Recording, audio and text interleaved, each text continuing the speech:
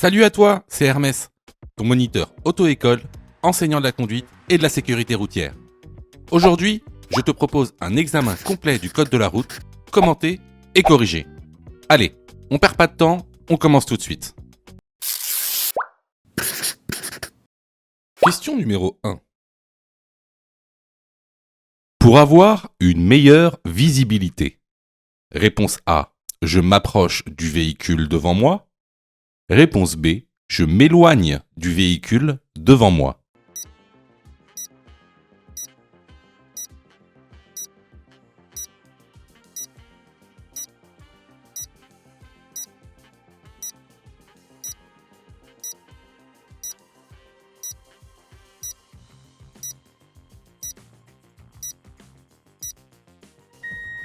Alors, effectivement, lorsque vous allez avoir par exemple un poids lourd devant vous, vous allez voir que votre visibilité va être très faible.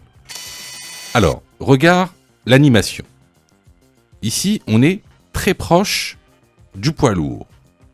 Notre champ de vision apparaît ici en vert. En rouge, c'est le champ de vision qui est obstrué par le poids lourd. Tu remarqueras que si tu t'éloignes du poids lourd, alors ton champ de vision en vert est plus grand et donc ta visibilité est plus grande et devient meilleure. Donc, pour avoir une meilleure visibilité, je m'éloigne du véhicule devant moi. La bonne réponse est la réponse B. Question numéro 2. Ce dispositif empêche un enfant d'ouvrir la portière depuis l'intérieur du véhicule. Oui, réponse A. Non, réponse B.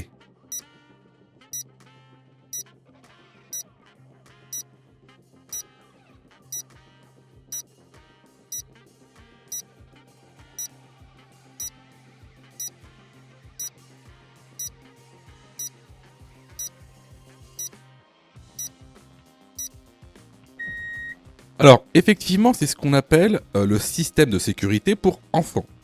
Ça empêche l'enfant d'ouvrir la porte depuis l'intérieur du véhicule pendant que vous conduisez. Alors, comment ça fonctionne ? C'est simple, sur le côté de la portière arrière, vous avez une sorte de petite serrure dans laquelle il va falloir donc insérer la clé du véhicule et tourner à gauche ou à droite pour pouvoir verrouiller la portière depuis l'intérieur. Alors, dans certains véhicules, c'est pas une serrure, ce sera un loquet qu'il faudra pousser à gauche ou à droite. La bonne réponse ici est la réponse A. Question numéro 3. Je suis bien placé pour aller à Nîmes. Oui, réponse A. Non, réponse B.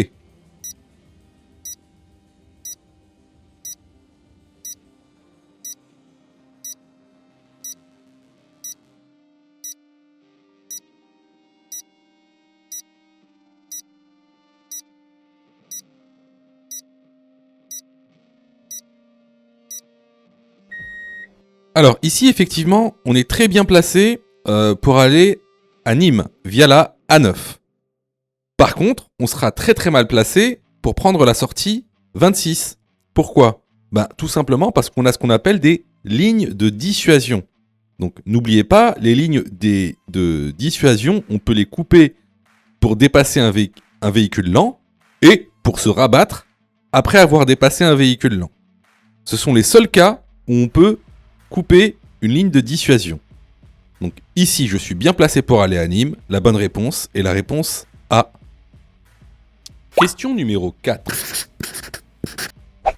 Je roule à 90 km/h.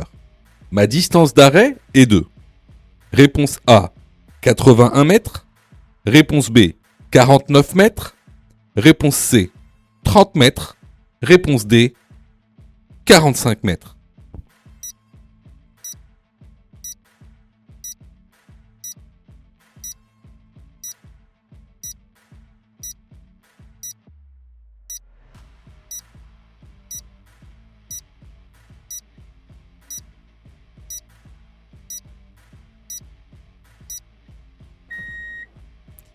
Alors, déjà, qu'est-ce qu'une distance d'arrêt?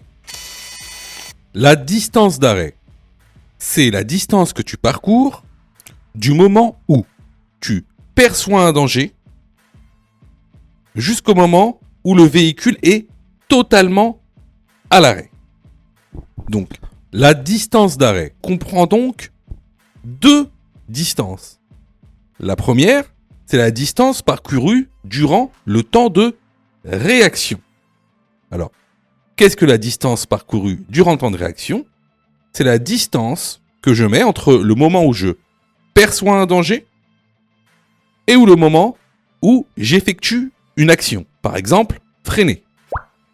Donc ça, c'est ce qu'on appelle la distance parcourue pendant le temps de réaction. Ensuite, la distance d'arrêt est également constituée de la distance de freinage, c'est-à-dire la distance que tu vas effectuer entre le moment où tu appuies sur le frein et le moment où tu t'arrêtes complètement.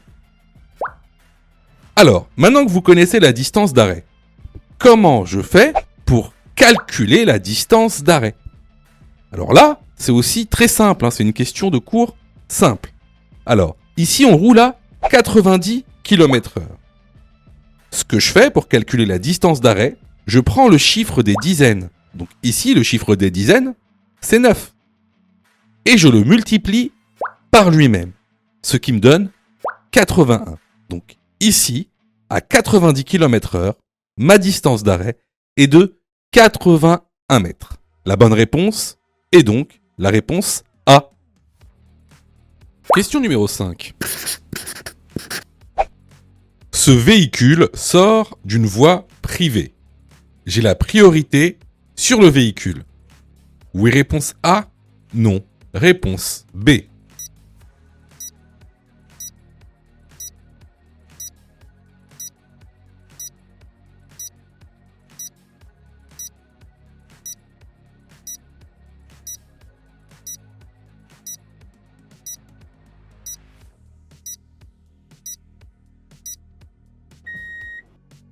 Alors, ce véhicule sort d'une voie privée. Donc, même s'il est à ma droite, il n'y a pas de priorité à droite. La priorité à droite ne vaut que si le véhicule sort d'une rue quelconque.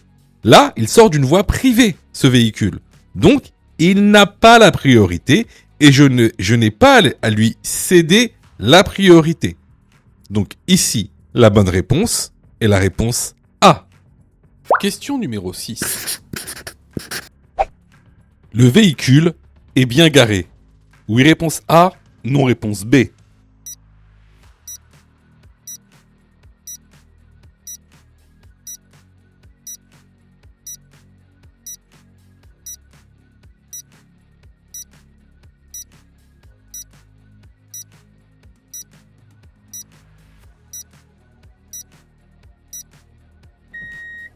Alors, ici on est sur une question qui parle des stationnements infractionnels. C'est un thème qu'on voit vraiment régulièrement, que ce soit sur les vidéos YouTube et même dans la formation. Donc comme vous le savez, il y a plusieurs types de stationnement infractionnel. Stationnement abusif, stationnement gênant, très gênant, dangereux. Alors, ici on est sur un stationnement qu'on dit très gênant. Pourquoi ? Parce que tout simplement, vous n'avez pas le droit de vous garer sur un trottoir. Au-delà de ça, il faut aussi savoir que vous n'avez pas le droit de vous garer à moins de 5 mètres en amont d'un passage piéton dans votre sens de circulation. Qu'est-ce que ça veut dire ? Regardez la petite image. Si vous vous garez 5 mètres avant un passage piéton dans votre sens de circulation, alors c'est une infraction. C'est ce qu'on appelle un stationnement très gênant. Et donc, c'est une amende donc, de 135 € sans retrait de points. Comme d'habitude, vous risquez aussi une immobilisation, c'est-à-dire une mise en fourrière du véhicule, si vous ne pouvez pas déplacer votre véhicule lorsque un agent de police constate l'infraction. Donc, Ici, la bonne réponse est la réponse B. Question numéro 7.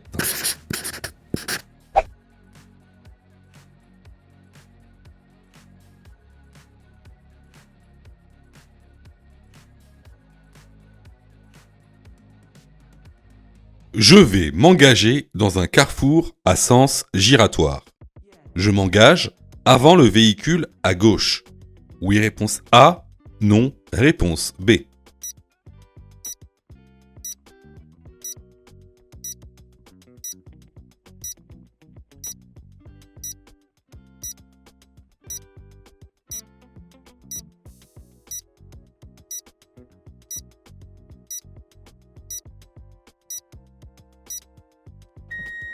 Alors, lorsqu'on s'engage dans un carrefour à sens giratoire, il faut toujours laisser la priorité aux véhicules qui sont dans le carrefour à sens giratoire, c'est-à-dire qui viennent de la gauche.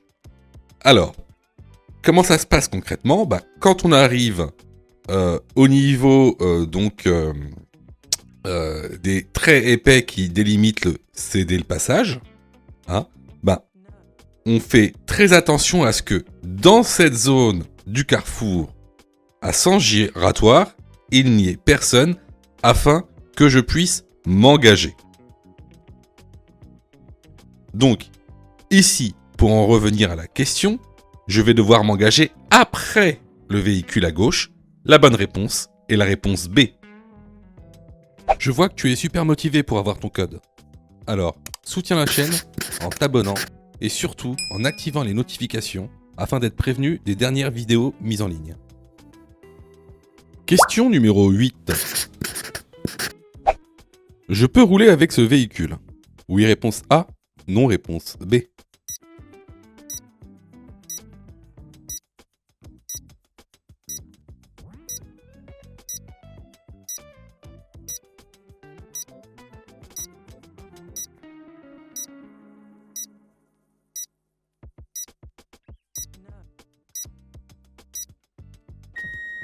Alors, il faut que tu saches que la plaque d'immatriculation doit être visible.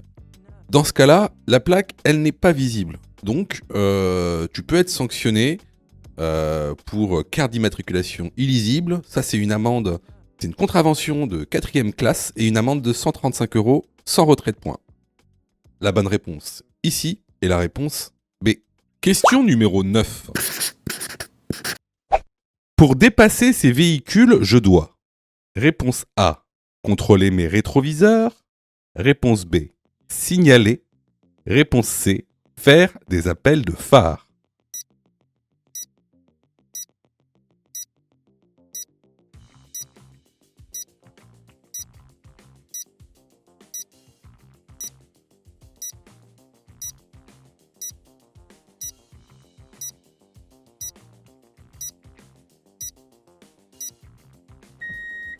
Alors, devant nous, on a des véhicules en feu de détresse que je veux dépasser.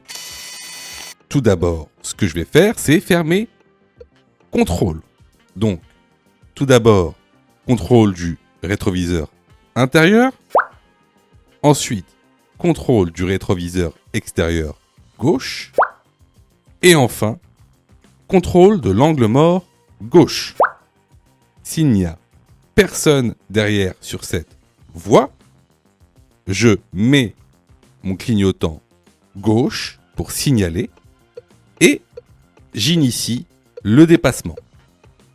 Ici, il n'y a aucune raison de faire des appels de phare.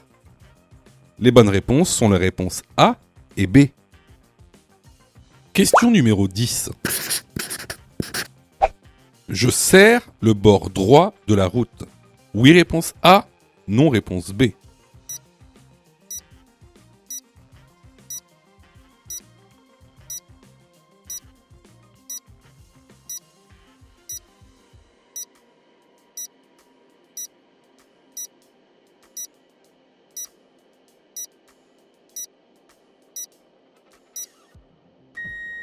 Alors, juste devant toi, à gauche, tu vois, il y a un cycliste. Donc, qu'est-ce que ça veut dire ? Ça veut dire qu'on est sur une rue à double sens cyclable. Effectivement, dans ce cas-là, je me sers au maximum à droite pour pouvoir laisser passer le vélo. La bonne réponse ici est la réponse A. Question numéro 11. Je peux tourner à gauche immédiatement. Oui, réponse A. Non, réponse B.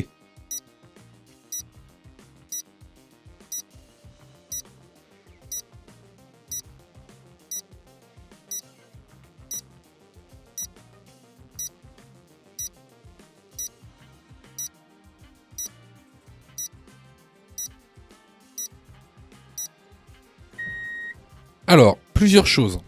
Regardez bien, ici on a on a déjà un panneau donc d'indication qui nous indique la présence d'un tramway. Et en plus, on a donc un feu juste au-dessus qui clignote en rouge. Donc effectivement, ici, on doit s'arrêter pour laisser passer le tramway. Donc on ne peut pas tourner à gauche immédiatement. La bonne réponse ici est la réponse B. Question numéro 12. Cette rue est à sens unique. Pour les véhicules motorisés, oui réponse A, non réponse B. Pour les cyclistes, oui réponse C, non réponse D.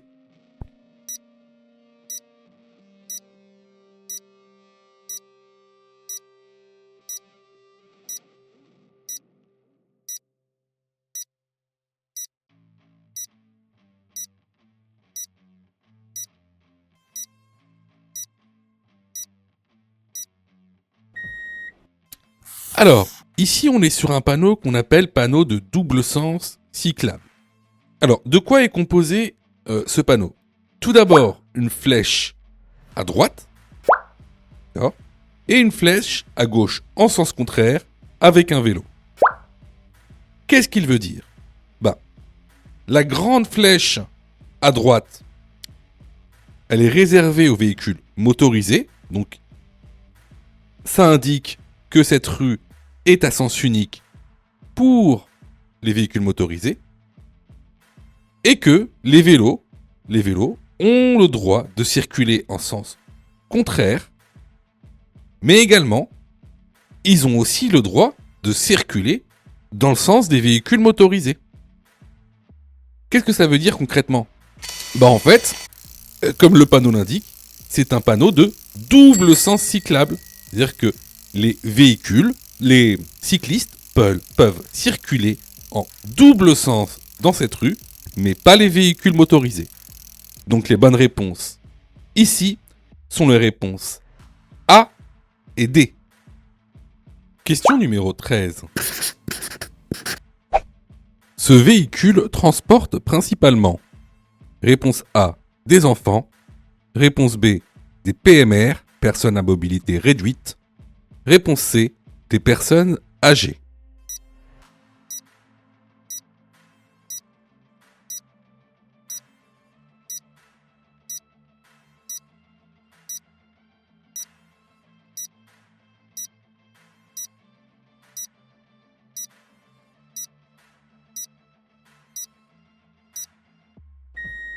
Alors, le panneau que tu vois sur le pare-brise arrière de ce car indique qu'il transporte des enfants. La bonne réponse ici est la réponse A. Question numéro 14. Lors de mon installation, je dois régler dans l'ordre. Réponse A, le siège, le rétroviseur, puis la ceinture. Réponse B, le rétroviseur, le siège, puis la ceinture.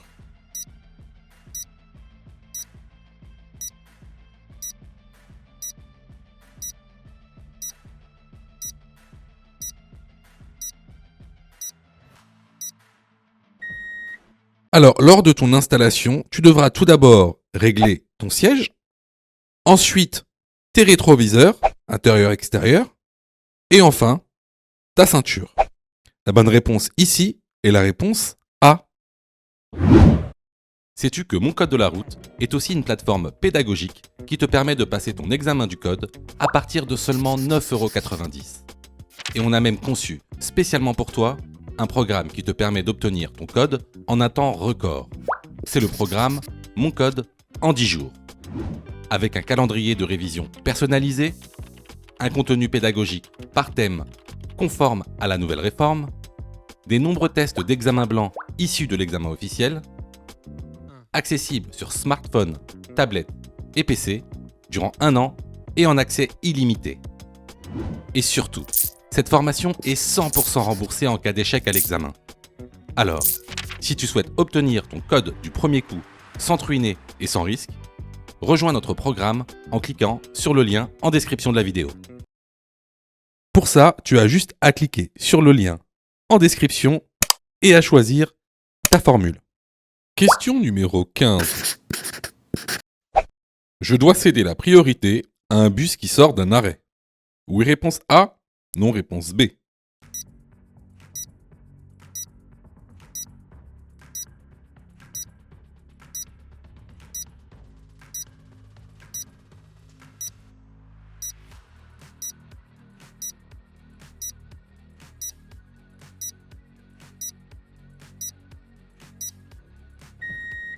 Alors, lorsqu'un bus sort d'un arrêt, il a la priorité. Donc, vous devez lui céder la priorité. La bonne réponse ici est la réponse A. Question numéro 16. Je peux utiliser mon téléphone comme GPS. Oui, réponse A, non, réponse B. Ici, mon téléphone est bien installé. Oui, réponse C, non, réponse D.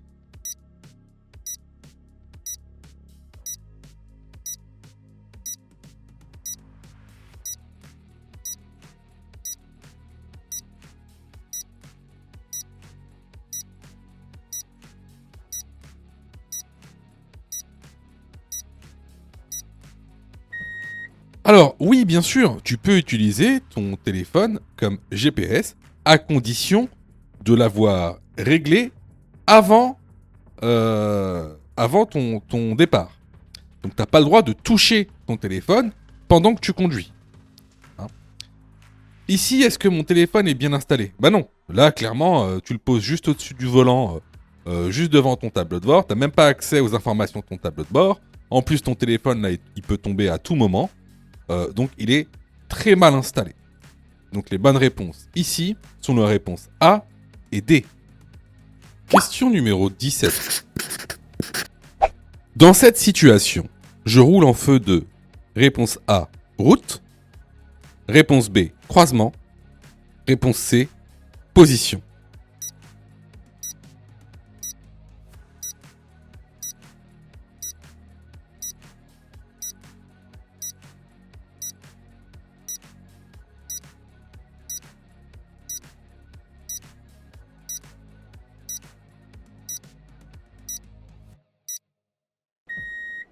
Alors ici, certes, on rentre dans une agglomération, mais une agglomération non éclairée de nuit.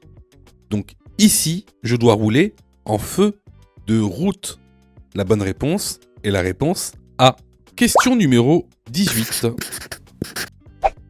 Je vérifie le niveau d'huile. Réponse A, moteur froid. Réponse B, moteur chaud. Réponse C, sur sol plat.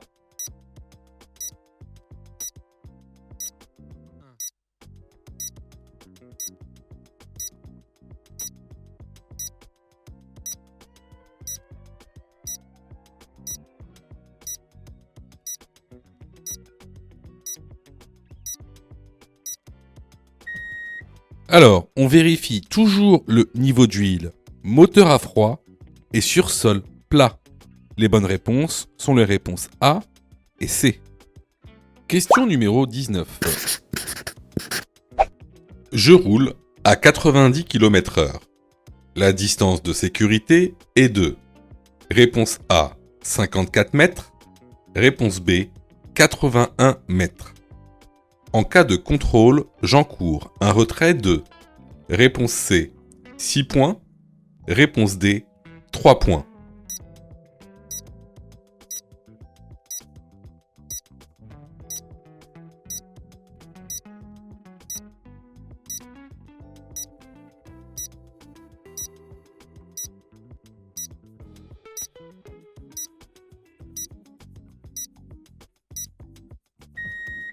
Alors, n'oubliez pas, hein, c'est une notion qu'on a vue plusieurs fois, que ce soit dans la formation ou même les vidéos YouTube. La distance de sécurité, c'est la distance minimale réglementaire qui te sépare d'un autre véhicule. En tout cas, du véhicule qu'il y a devant toi. Cette distance correspond à la distance parcourue pendant 2 secondes. Cette distance de sécurité, elle se calcule et tu dois savoir la calculer pour passer ton code. Comment on fait ? On prend la vitesse, ici 90 km/h, on extrait la dizaine, ici la dizaine c'est 9, et on multiplie ce chiffre par 6, ce qui nous donne ici 54. Donc à 90 km/h, la distance de sécurité est de 54 mètres. Si tu ne respectes pas cette distance de sécurité réglementaire, c'est une contravention de 4e classe, tu encours 3 points sur ton permis de conduire et également une amende de 135 €. Donc ici, les bonnes réponses vont être les réponses A et D. Question numéro 20. Je dois porter des lunettes de correction. Une mention est inscrite sur le permis. Oui, réponse A. Non, réponse B. Je peux conduire sans mes lunettes pour un court trajet. Oui, réponse C. Non, réponse D.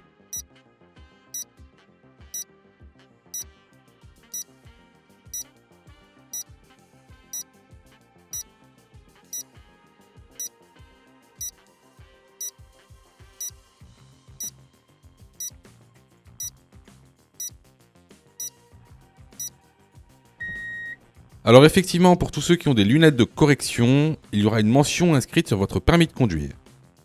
Par contre, même pour un court trajet, il vous est interdit de conduire sans vos lunettes. Les bonnes réponses ici sont les réponses A et D. Les vidéos sont totalement gratuites, donc abonne-toi pour aider la chaîne et surtout, active les notifications pour être prévenu des dernières vidéos et avoir ton code beaucoup plus rapidement. Question numéro 21. Sur cette route, la vitesse est limitée à 80 km/h, réponse A. 90 km/h, réponse B. 110 km/h, réponse C. 130 km/h, réponse D.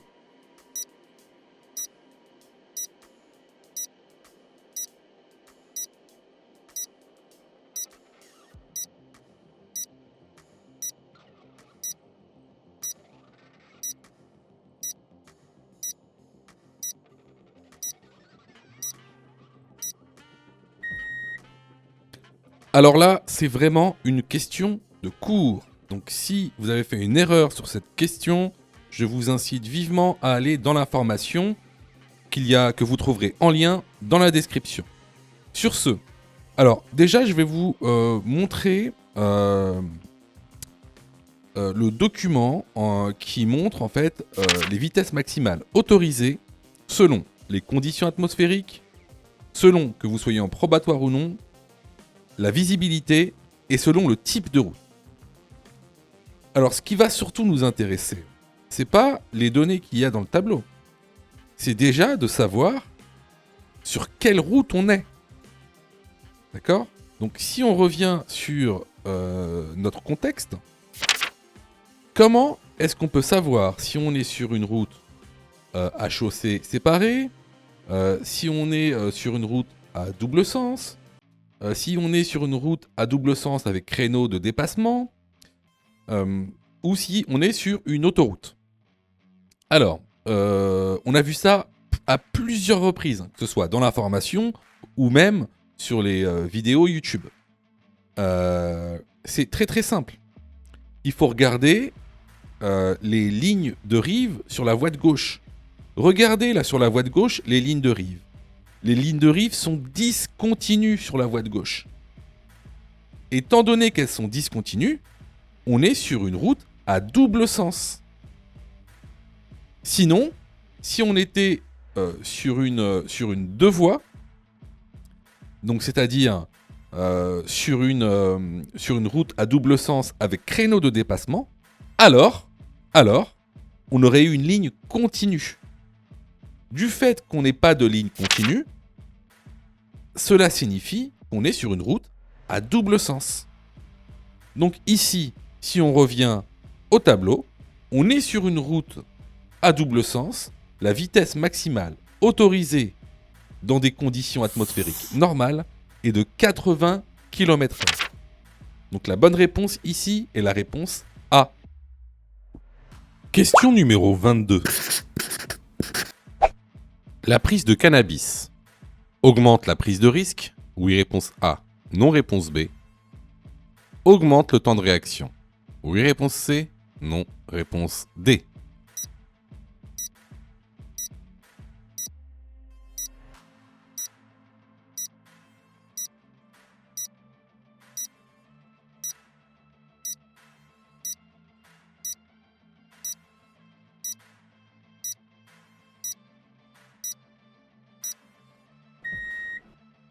Alors effectivement, la prise de cannabis, comme la prise de beaucoup de drogues, augmente. Donc tout d'abord, effectivement, la prise de risque et également le temps de réaction. Donc les bonnes réponses ici sont les réponses A et C. Question numéro 23. Je souhaite m'insérer sur la route. Réponse A, je contrôle, puis je mets mes clignotants. Réponse B, je mets mes clignotants, puis je contrôle.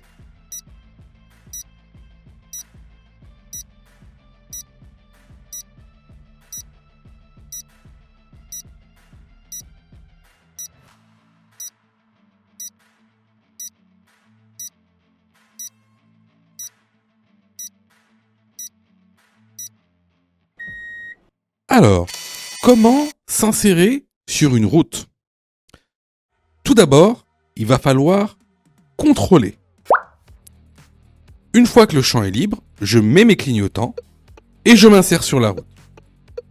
La bonne réponse ici est la réponse A.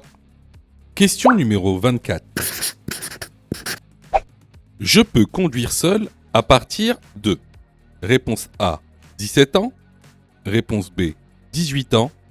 Réponse C, 16 ans.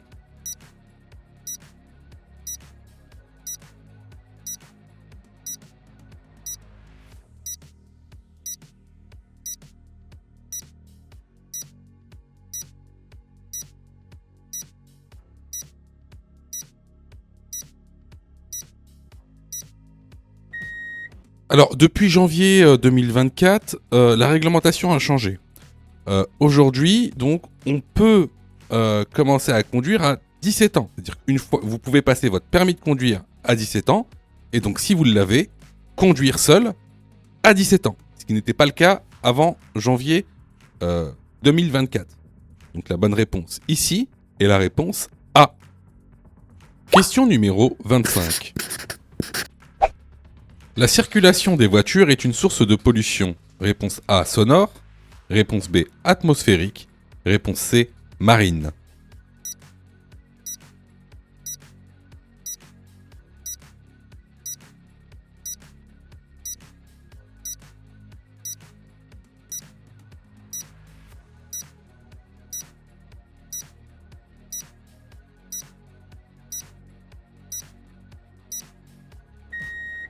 Bon, là, c'est vraiment une question très très simple, mais bon, il y a des questions très très simples dans le test officiel du code de la route. Parfois, c'est assez surprenant.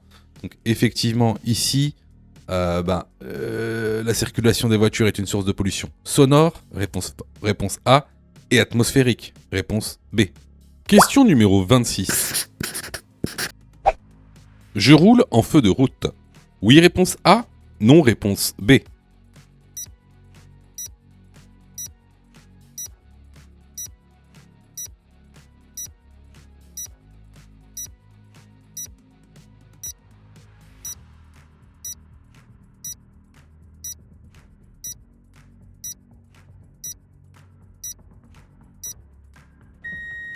Alors, vous savez qu'on utilise les feux de route principalement la nuit, sur route non éclairée ou agglomération non éclairée. Alors ici, effectivement, on roule sur une route non éclairée. On voit que les lampadaires sont quasiment pas allumés. Ils éclairent pas. Alors, cependant, la route est éclairée par la circulation dense, donc par les autres usagers. De plus, il y a une exception à cette règle, c'est que il ne faut pas éblouir les autres usagers de la route. Or ici, si on met nos feux de route, on va éblouir les véhicules qui viennent en sens inverse et les véhicules qui sont devant nous. Donc ici, je ne roule pas en feu de route. La bonne réponse est la réponse B. Question numéro 27. La chaussée est à double sens de circulation. Réponse A, sur 5 km. Réponse B, dans 5 km.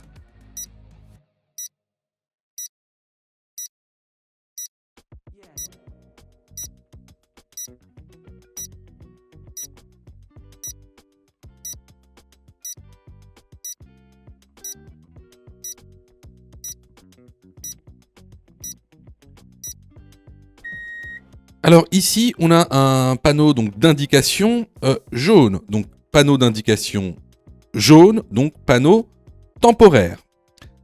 Ici, ce panneau indique que on est sur une chaussée à double sens de circulation avec une flèche vers le haut, une flèche vers le bas. Ce panneau est accompagné d'un panonceau qui vient préciser le panneau du haut. Donc sur ce petit panonceau, il est indiqué que la chaussée sera à double sens sur 5 km. Donc la bonne réponse ici est la réponse A. Si tu aimes le contenu, alors prends quelques secondes pour liker la vidéo. C'est très important. Cela nous permet d'être mieux référencés et donc de te présenter encore plus de vidéos pour que tu puisses obtenir ton code le plus rapidement possible. Question numéro 28. Entre le début d'un indice, ici le feu orange, et le début du freinage, il s'écoule. Réponse A, 1 seconde. Réponse B, 2 secondes. Réponse C, 3 secondes.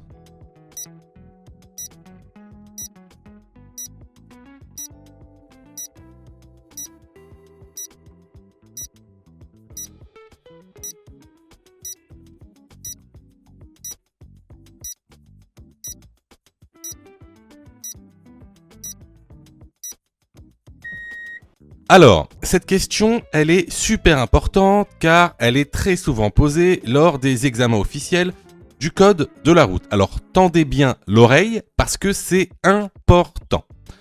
Cette question, elle va introduire une notion très importante qui est celle du temps de réaction. Alors, déjà, c'est quoi le temps de réaction ? Le temps de réaction, c'est le temps qu'il va me falloir entre le moment où je perçois avec mes yeux un danger, par exemple ici le feu orange, et le moment où je vais agir, par exemple ici freiner. Ce temps de réaction est de 1 seconde pour une personne normale, c'est-à-dire dans des conditions normales. Qu'est-ce qui va se passer exactement durant ce temps de réaction ? Comme on l'a dit, tout d'abord, on va percevoir le danger. Ensuite, on va analyser le danger. Ensuite, on va prendre une décision. Et enfin, on va agir. Par exemple ici, freiner. C'est ce qu'on appelle le PADA. P-A-D-A. C'est un moyen mnémotechnique pour s'en souvenir. De plus, bon à savoir, durant ce temps de réaction, on va parcourir une certaine distance, qu'on appelle la distance parcourue pendant le temps de réaction. Donc ici, la bonne réponse est la réponse A. Question numéro 29. Les véhicules électriques permettent, réponse A, de diminuer la pollution, réponse B, de diminuer les nuisances sonores, réponse C, de diminuer les embouteillages.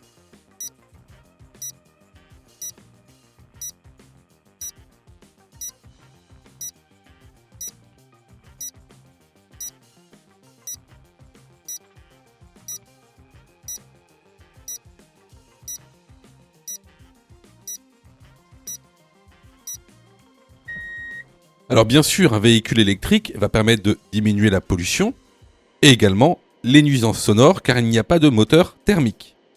Par contre, ça ne permettra pas de diminuer les embouteillages. Les bonnes réponses ici sont les réponses A et B. Question numéro 30. Le système ISOFIX permet A. D'installer un siège enfant, B. De sécuriser l'installation d'un siège bébé, C. De désactiver l'airbag.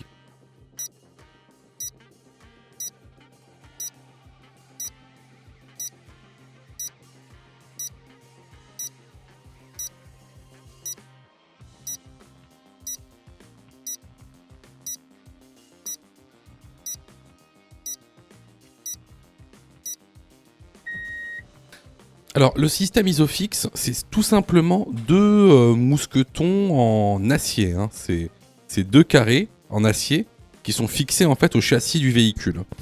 Et il vous permet en fait d'installer les nouveaux sièges enfants de manière un peu plus sécurisée.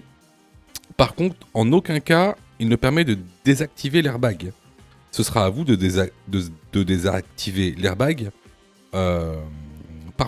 par vous-même. Donc le système ISOFIX n'est pas relié à l'airbag électroniquement. Donc les bonnes réponses ici seront les réponses A et B. Question numéro 31.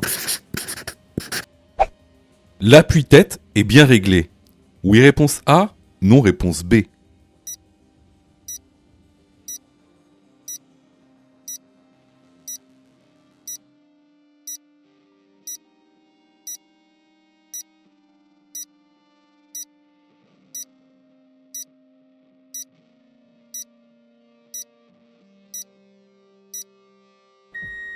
Alors, pour que l'appui-tête soit correctement réglé, il faut que le haut de l'appui-tête soit aligné avec le haut du crâne.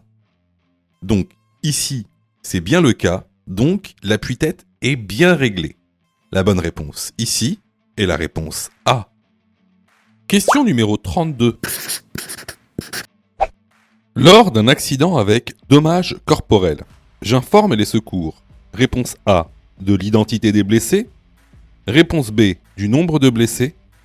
Réponse C, de leur état. Réponse D, de l'adresse de l'accident.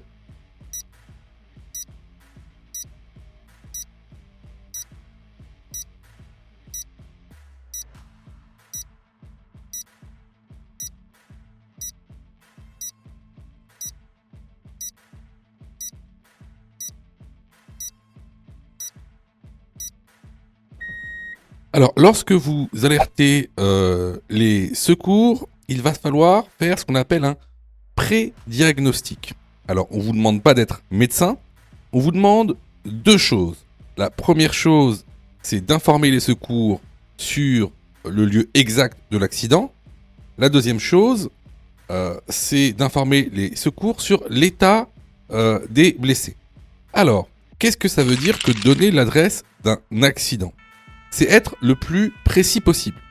Si l'accident a lieu en ville, alors là c'est très simple, vous leur donnez l'adresse exacte. Hein. Il y a des plaques de rue qui donnent le nom de la rue et vous regardez les numéros qu'il y a sur les maisons ou les appartements. Alors, plus compliqué si vous êtes sur route ou autoroute. Là, ce qu'il va falloir leur donner pour avoir une localisation la plus précise possible, c'est les indications qu'il y a sur la borne kilométrique. Vous vous souvenez, on a vu ça très souvent, notamment dans la formation. Il y a des bornes kilométriques sur les routes et les autoroutes. Il faut seulement que vous lisiez cette borne kilométrique. Également, il faut aussi donner le sens de la route dans lequel vous êtes. Ensuite, concernant l'état des blessés, on va vous demander des choses très simples. Déjà, le nombre de blessés. Ensuite, leur état de conscience, s'ils sont conscients ou inconscients. Leur état respiratoire, s'ils respirent ou non. Et également, s'ils ont des hémorragies externes.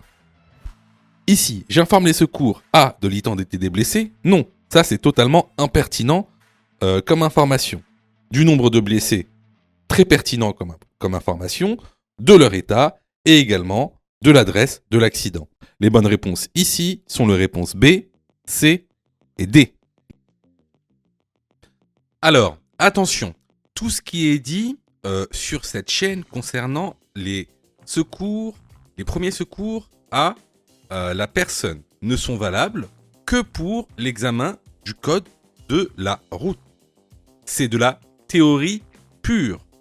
Pourquoi je vous dis ça ? Parce qu'en fait, dans la réalité, il y a plein de cas particuliers. Donc, si vous voulez savoir comment réellement secourir une personne, il faut passer votre brevet de secourisme. D'accord ? Donc, ce qui est dit ici n'est valable que pour passer l'examen du code de la route, car c'est de la théorie. On ne fait que balayer les grandes lignes. Question numéro 33. Rouler à 120 km/h au lieu de 130 km/h sur 100 km d'autoroute fait perdre. Réponse A, 4 minutes. Réponse B, 9 minutes. Permet d'économiser. Réponse C, 1 litre de carburant. Réponse D, 3 litres de carburant.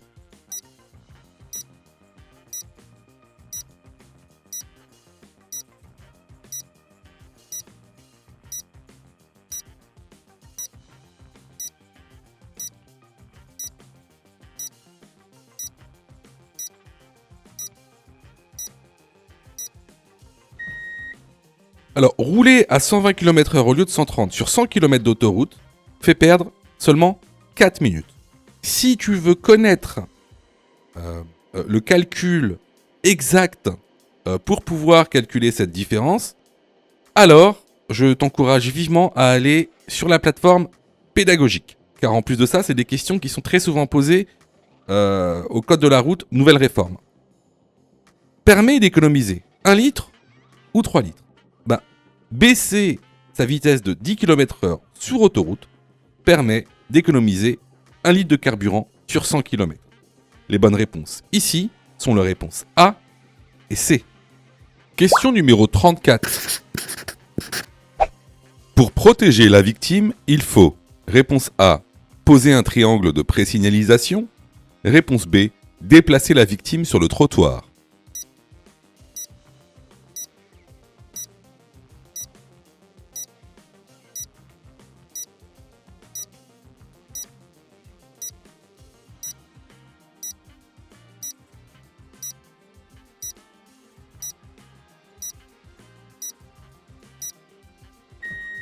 Alors, n'oubliez pas, lorsque vous êtes témoin ou protagoniste d'un accident, il y a une procédure à suivre qu'on appelle le PA et qui nous dit comment intervenir. Alors ici, on est dans la protection d'une victime. Donc, comment protéger une victime ? C'est très simple. Mettre un triangle de présignalisation 30 mètres avant la victime. Et s'il y a un véhicule, mettre le véhicule en feu de détresse pour prévenir les autres usagers. La bonne réponse ici est la réponse A.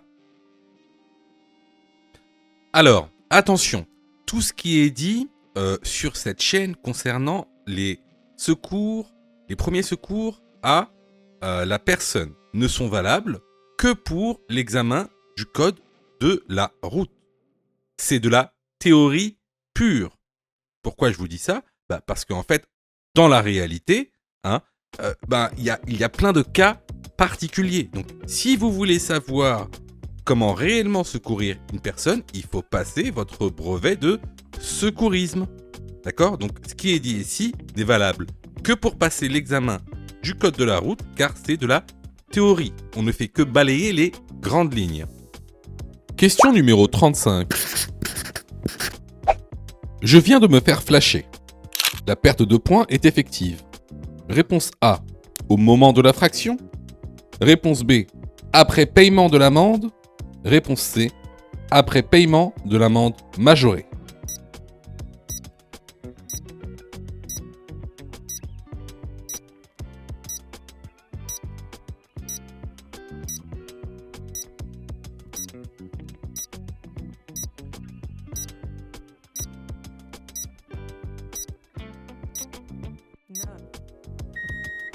Alors, si vous venez de vous faire flasher et que vous avez une perte de points, Alors, sachez que la perte de points est effective après paiement de l'amende. Bon, après tu vas me dire, bah oui, mais je peux aussi ne pas payer l'amende, vu que comme ça, je perdrai pas de points. Si je paye pas mon amende, je perds pas de points. Alors, non. Qu'est-ce qui va se passer si tu payes pas ton amende? Si tu payes pas ton amende, tu recevras un autre courrier avec une demande de paiement de l'amende majorée. Donc, si à partir de ce moment-là, tu payes, bah on va t'enlever tes points au moment où tu vas payer l'amende majorée. Si tu payes pas l'amende majorée, ce qui va se passer, c'est que l'État va faire ce qu'on appelle une saisie sur ton compte bancaire, une saisie administrative. C'est-à-dire qu'ils vont retirer le montant de l'amende majorée directement sur ton compte en banque. Et en plus, ils vont bloquer ton compte en banque. Ils vont bloquer ton compte en banque et ils vont retirer l'argent eux-mêmes. Et une fois qu'ils auront retiré eux-mêmes l'argent, eh ben, tu perdras tes points à ce moment-là. Donc, ici, les bonnes réponses sont les réponses B et C. Question numéro 36. Je n'ai pas de pneus neige. En période hivernale, et après ce panneau, je dois A. Avoir des chaînes dans mon véhicule. B. Poser les chaînes sur les 4 pneus.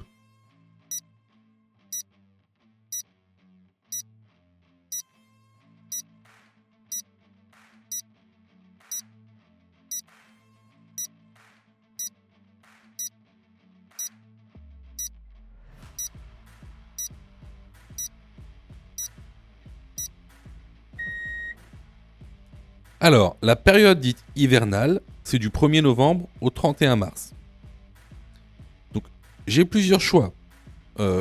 Après ce panneau, je peux équiper mon véhicule de pneus hiver, les 4 roues. Ou alors, je peux aussi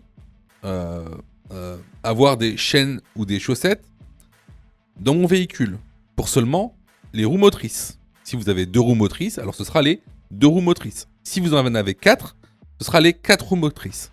Alors, ici, si vous voyez bien, la route n'est pas enneigée. Pas du tout même. Donc, pas la peine de mettre des chaînes si j'ai pas de pneus hiver. Le plus important, c'est de les avoir dans son véhicule, au cas où il y a des épisodes de neige dans les jours à venir. Donc la bonne réponse ici est la réponse A. Question numéro 37.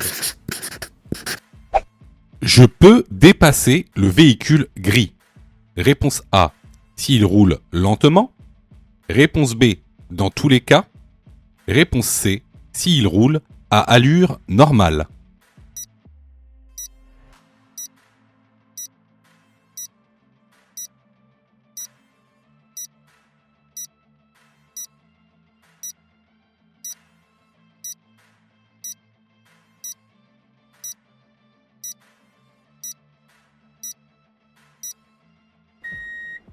Alors, tu remarqueras que ici, il y a une ligne discontinue.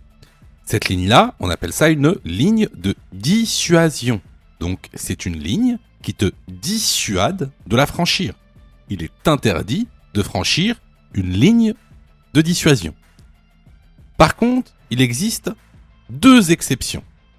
La première, c'est de dépasser un véhicule lent.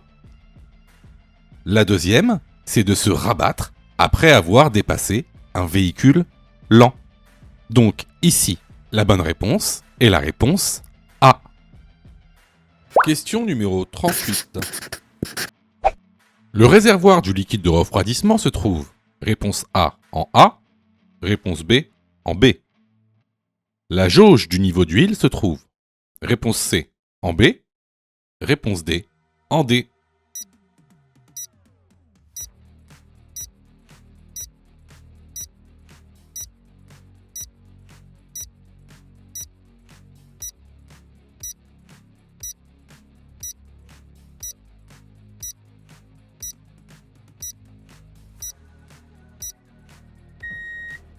Alors, un petit On va se faire un petit récapitulatif sur les équipements, notamment les équipements qu'il y a sous le capot.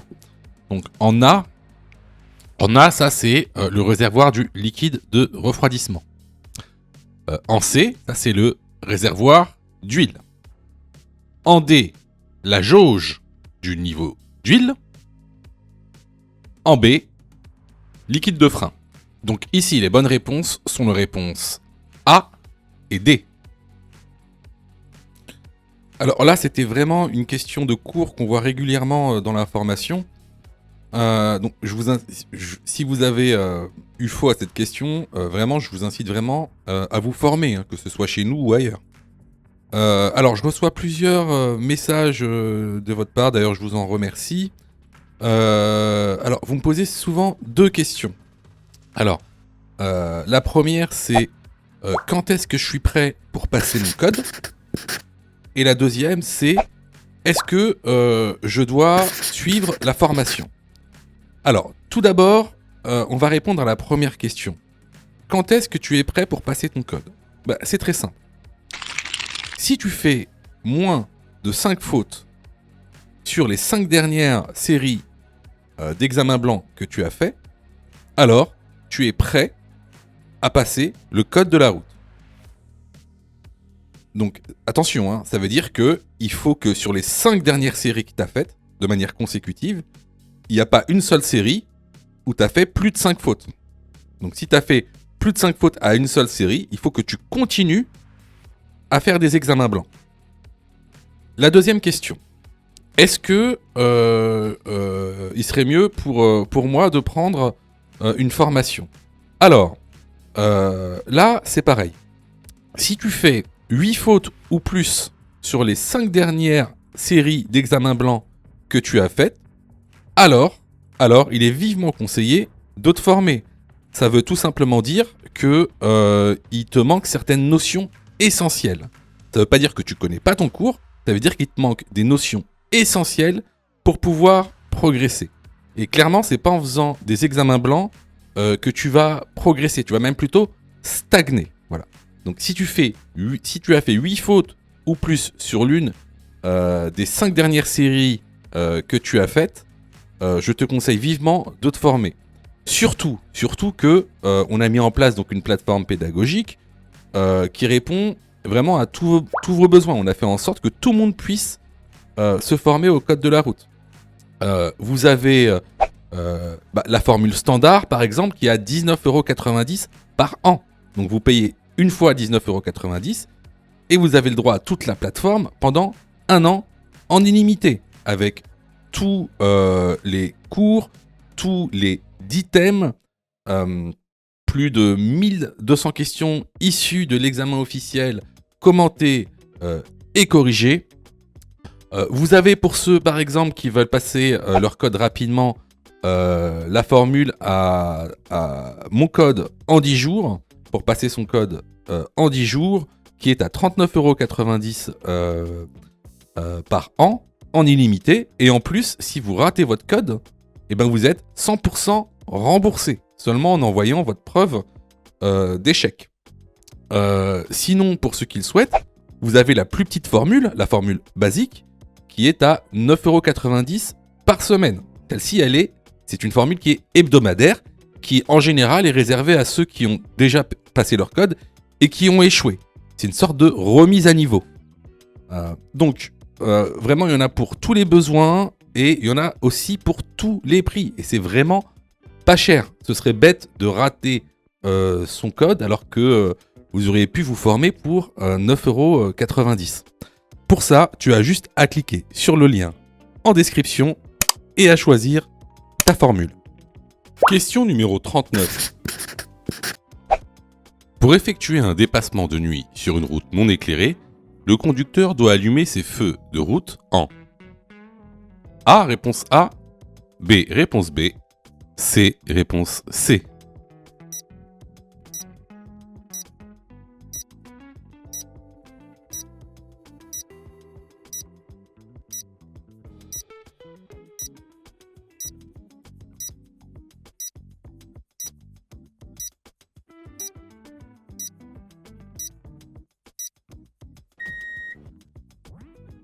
Alors déjà, il doit mettre ses feux de croisement pour pas éblouir la voiture qu'il y a devant. Ensuite, arrivé à niveau du véhicule, c'est là qu'il pourra mettre ses feux de route. L'autre véhicule, lui, devra mettre ses feux de croisement pour pas éblouir la voiture qui le dépasse. Donc ici, pour effectuer son dépassement, la voiture doit mettre ses feux de route en B. Question numéro 40. Le piéton a la priorité. Oui, réponse A. Non, réponse B. Si je refuse la priorité au piéton, je risque. Réponse C. Une perte de 6 points. Réponse D. Une perte de 3 points.